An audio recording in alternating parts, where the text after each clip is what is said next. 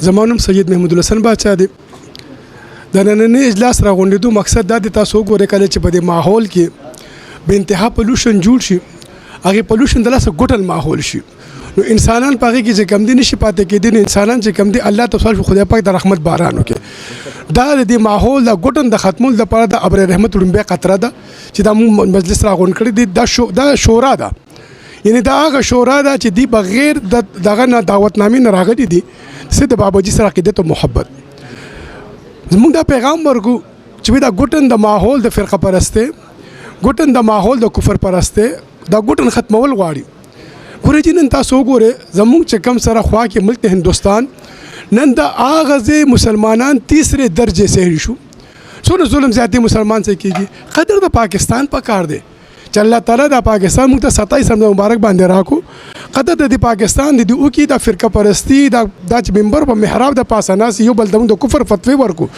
د منبر او محراب چې کم دي د قوت درس پکار دی، د محبت درس پکار دی، د مینې درس پکار دی، د یووالي درس پکار دی. نو د پاکستان قدر پکار دی. ولې د الله تعالی موږ ته چې کم دي 27 رمضان مبارک باندې د پاکستان راکړی دی. نن هندوستان کې چې کم دي غوا نشي حلالې دي، نن هندوستان کې چې کم دي بانګ نشي ویلې کېدی. نن په یورپ کې چې کم د هغې ځان ته وایي چې موږ چې کم انساني حقوق خبره کو. نن د نبي کریم صلی الله علیه وسلم چې کم دي هغې غستاخي کېږي، توهین کېږي. نن هلته کې چې کم دي په حجاب باندې پابندي کېږي. نن یورپ کې چې کم دي مسلمانانو زنانه د کورونو نشي راوتې، په سر لوپټ نشي اچولې، همدغه شان بانګ نشي ویلې.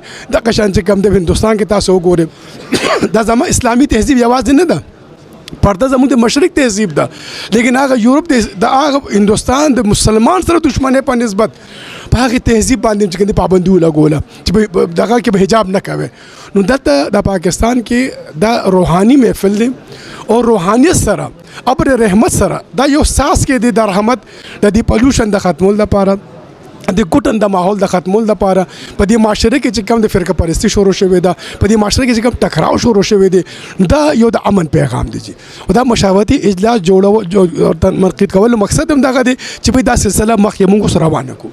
نو تاسو څه ګڼئ ان شاء الله چې کوم دلته راغونډه وه، تاسو دا مشاورتي اجلاس وشو ښه چې کوم دی نو په هغې کې سجیشنز رالو، همدا به سرنګ روړي لکه د عوامو د ستاسو د انتظامیې ترمنځ؟ ذریعے سی نمو یہ مٹی بڑی زرخیز ہے ساقی. ان شاء اللہ تعالیٰ انتظامیہ زمو مسلمانان روڑ دی، فوج زمو مسلمانان روڑ دی، او علماء کرام زمو مسلمانان روڑ دی. مونږ لکه ټول د یو نبی امتیانو کو انتظامیه وی چیرې په دغه شان چې کوم دی مونږ اخو دی خو د خبره واړو راوړ د داسې نه وړدلی کېږي. پوه شو د دې به د انتظامي د حل روباسي د دې فرقه پرستۍ په خلاف به چې کوم دی ګورئ چې د ملک آئین او قانون دی.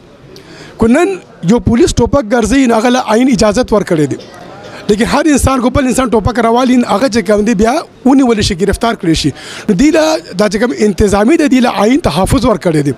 اوس دی د پکا چې دی عوامو له تحفظ ورکړي، مذهبي ازادي ورکړي، مذهبي رواداري جوړه کړي. دا منافرت، دا ټکراو دا د انتظامي ذمہواري ده چې دا انتظامي دی چې کوم خپل کردار ادا کوي.